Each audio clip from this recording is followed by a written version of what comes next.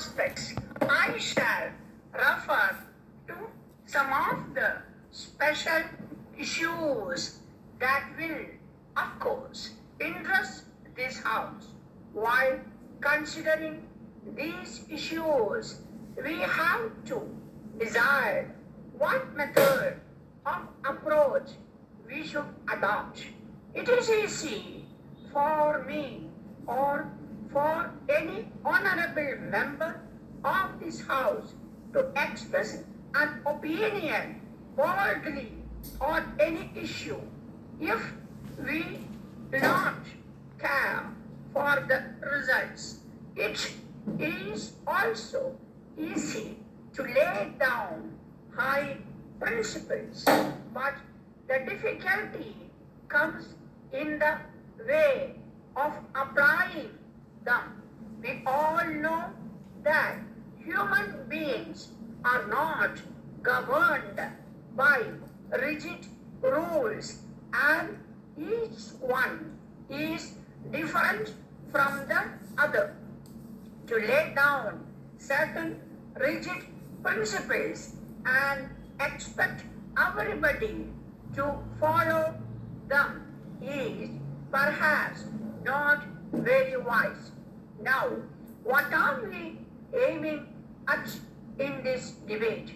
Is it merely the repetition of those high principles which we pretend that we stand for, or is it something else, whether it is peace or whether it is a lessening of tensions?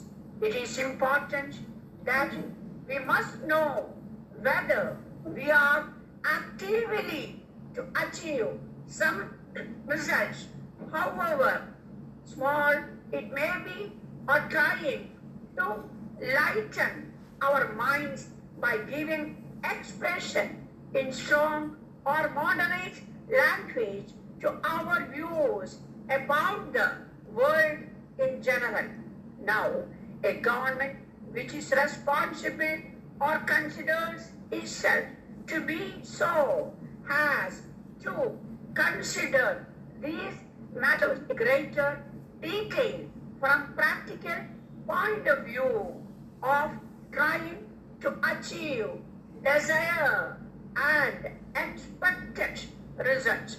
I do not mean to say that even our parliament can achieve major results in world policy, because nobody can pretend that our influence is such as to mold world opinion.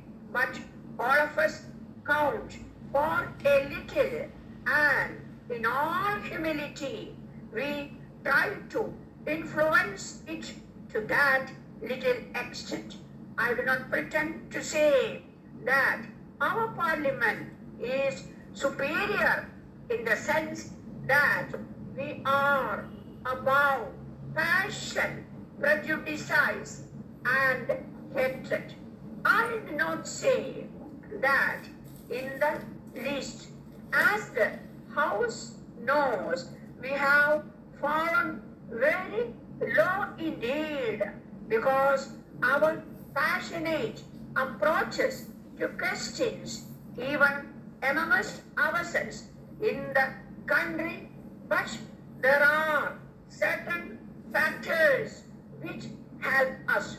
One is that we are so situated that we are not drawn into any dispute with that passionate fury as other countries which are not so situated. The other thing is that in past years we have been trained to some extent by the father of the nation to think in a certain way and not lose ourselves in a policy based merely on fear and hatred. So situated as we are, we have tried wherever we may function to place our opinions as fairly and as clearly as possible, but always in the context of stressing the common points and not the differences. Differences have to be pointed out, of course, wherever they are, but it does make a difference as to what you stress. By stressing the common points, you produce a certain favorable reaction in the other party, and it is easier to discuss matters even though you may disagree. Now, what today is completely different from what it was during the last World War. Any general who thinks in terms of the last World War and prepares a country on that basis is not good, and he will have to the surprise of his life when the next war comes.